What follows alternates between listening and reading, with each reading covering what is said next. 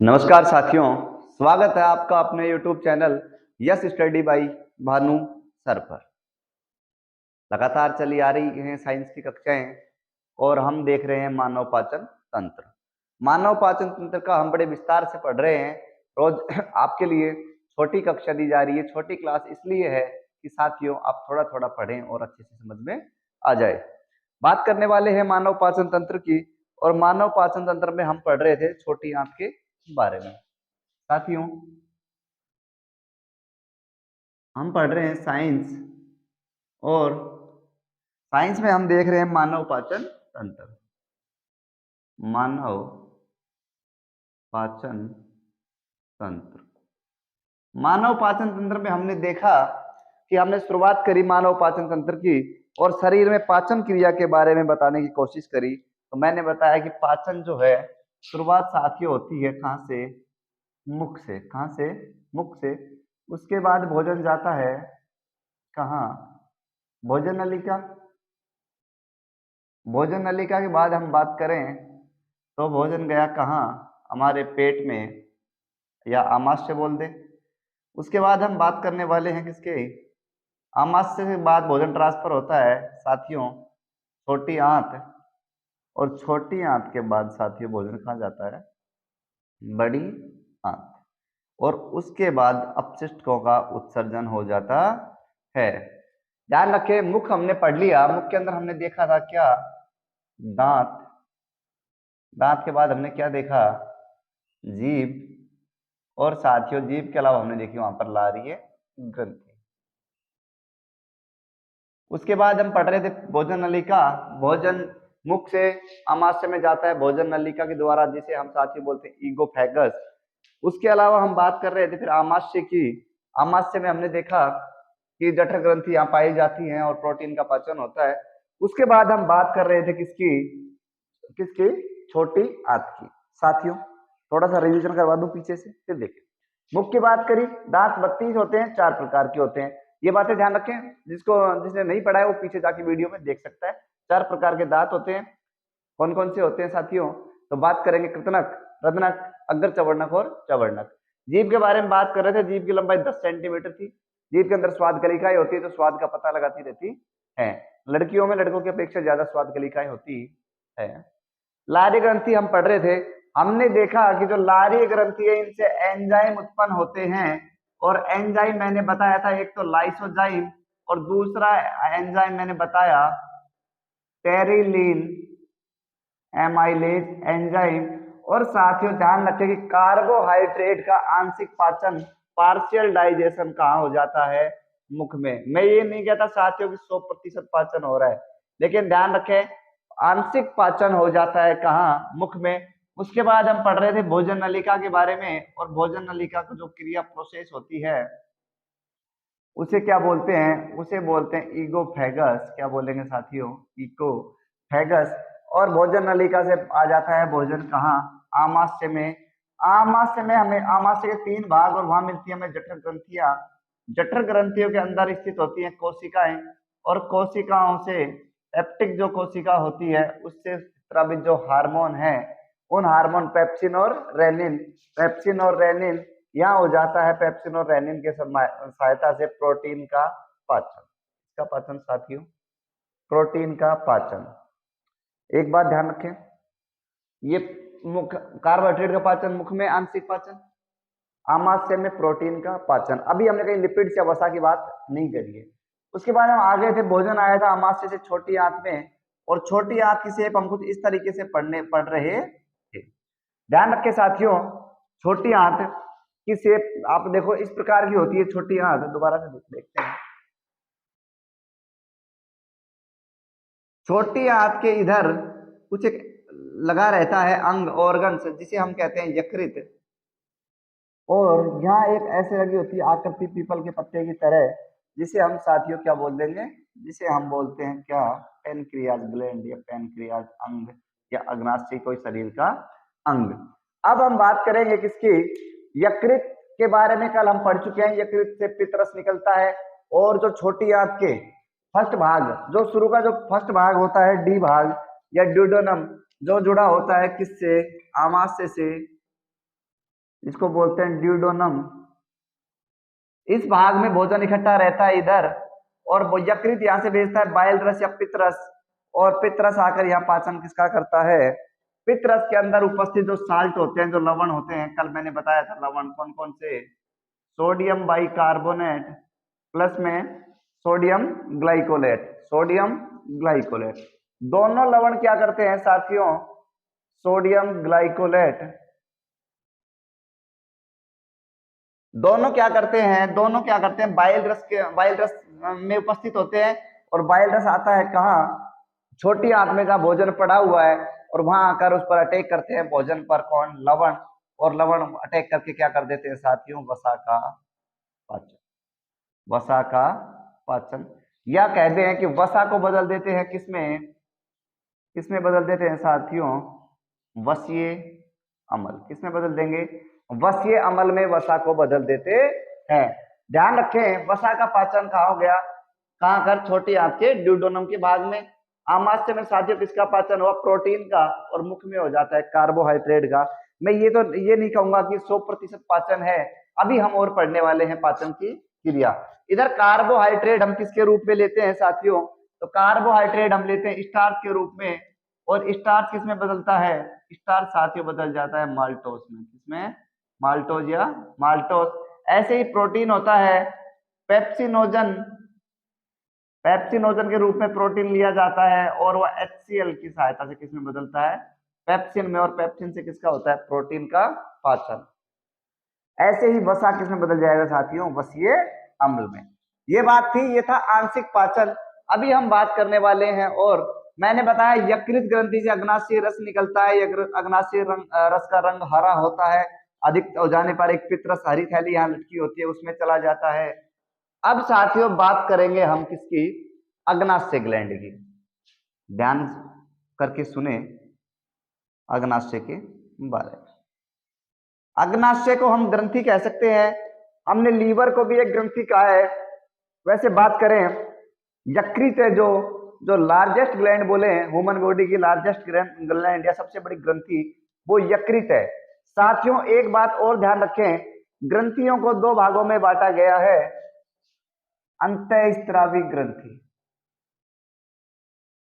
अंतःस्रावी ग्रंथि number 1। Number 2 साथियों दिख रहा होगा आपको, बहिर्स्रावी ग्रंथि। सुने, दो प्रकार की ग्रंथियां है।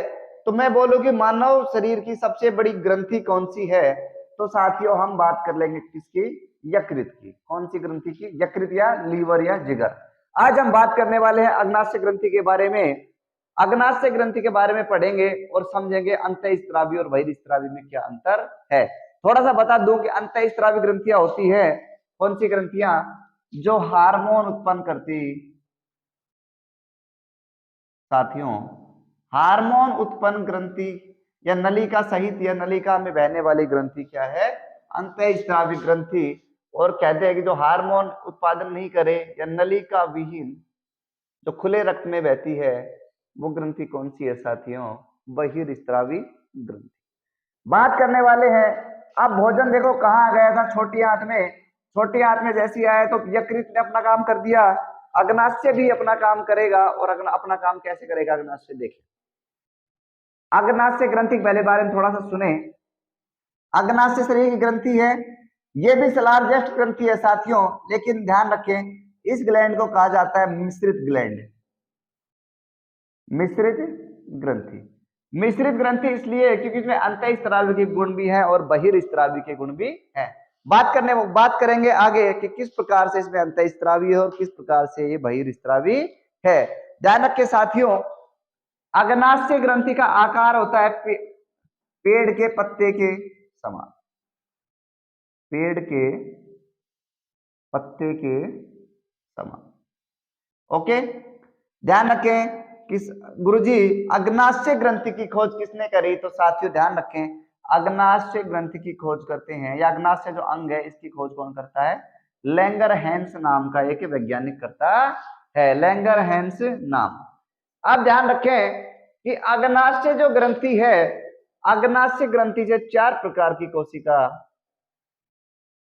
अग्नाशय ग्रंथि में 4 प्रकार की कोशिका होती है।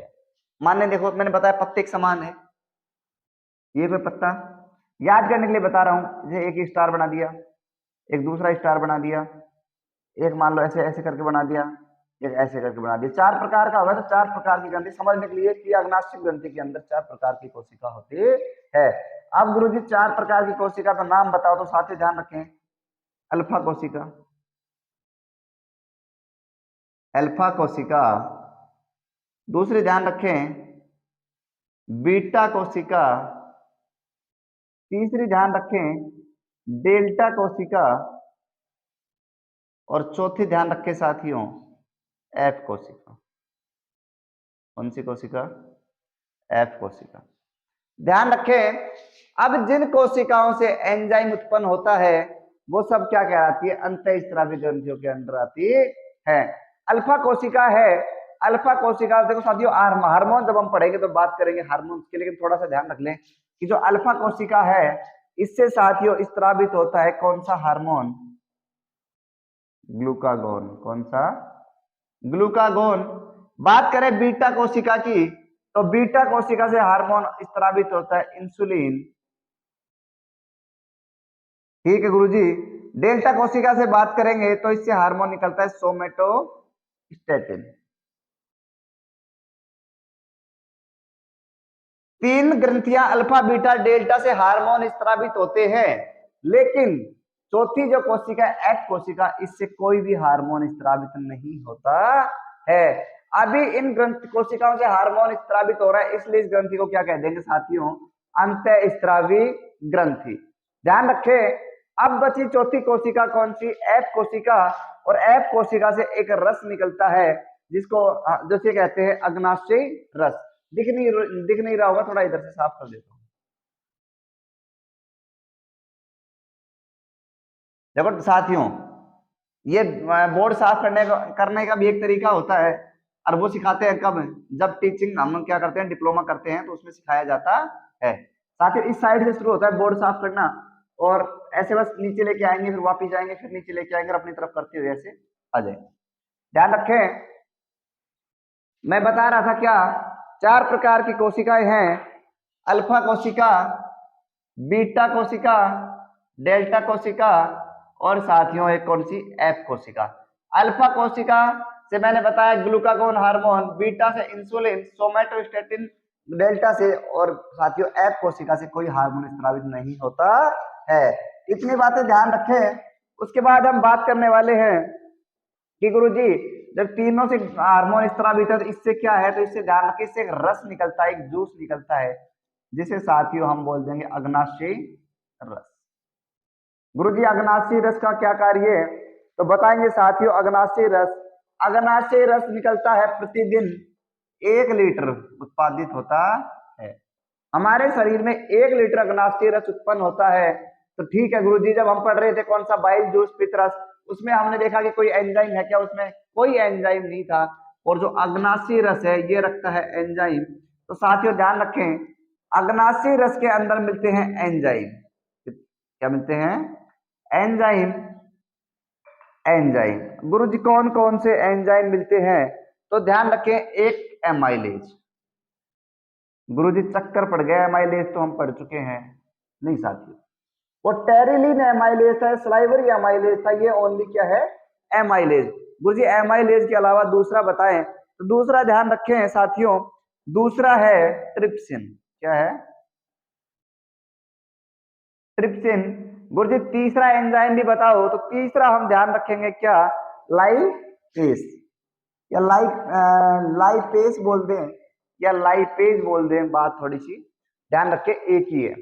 एमाइलेज, ट्रिप्सिन और क्या? लाइपेज। अग्नाशयी रस 4 प्रकार की कोशिकाएं थी, अल्फा बीटा डेल्टा एफ कोशिका। एफ कोशिका से कोई हार्मोन स्रावित नहीं होता, उससे निकलते हैं क्या? एंजाइम।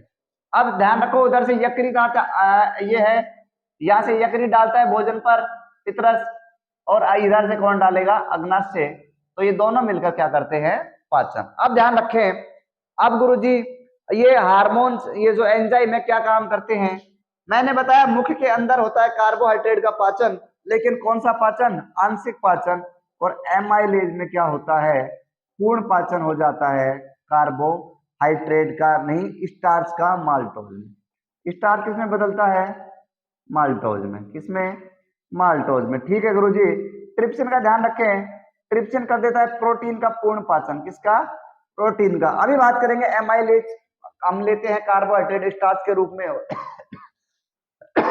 स्टार्च किसमें बदल जाता है, माल्टोज में। ट्रिप्सिन की बात करें, ट्रिप्सिन प्रोटीन का पाचन कर देता है। और बस हमने कितने प्रकार के न्यूट्रिएंट्स खाए थे, 3, कार्बोहाइड्रेट, प्रोटीन और वसा। और लाइपेज क्या करता है, वसा को बदल देता है किसमें, वसीय अम्ल, वसीय अम्ल, या साथियों हम बोल देंगे क्या, ग्लिसरॉल। ग्लिसरॉल का उपयोग हमने पढ़ा है, किसी वस्तु को पारदर्शी बनाने के लिए ग्लिसरॉल का उपयोग किया जाता है। ध्यान रखें ट्रिप्सिन है, ट्रिप्सिन की बात करें तो प्रोटीन का पूर्ण पाचन, लाइपेज वसा का पूर्ण पाचन कर देता है। हमने वैसे पढ़ा था कि जो कार्बोहाइड्रेट का पाचन है वो मुख के अंदर प्रोटीन का आमाशय में और वसा का छोटी आंत के ड्यूडेनम में यकृत से जो पित्रस निकलता है उसमें उपस्थित साल्ट के द्वारा होता है। लेकिन साथियों ध्यान रखें वो सब आंशिक पाचन थे, ये था पूर्ण पाचन।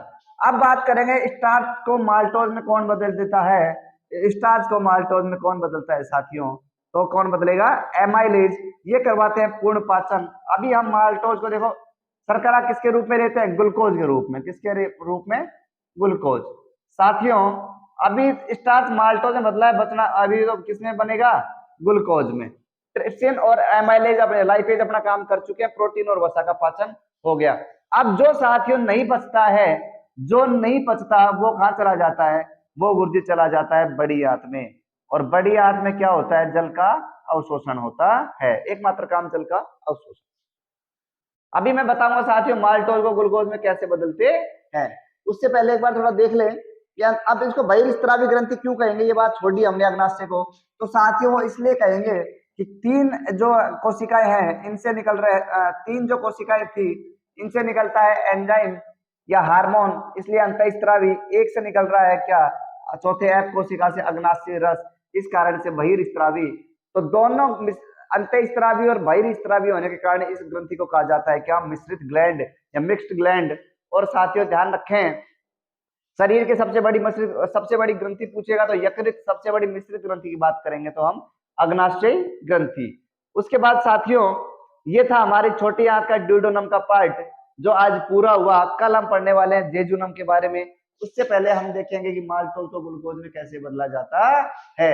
उम्मीद है साथियों कि क्लास अच्छी लग रही होगी, और अगर आपको क्लासें अच्छी लग रही हैं तो वीडियो को लाइक करते रहें और शेयर सब्सक्राइब पर भी ध्यान रखें। Thank you.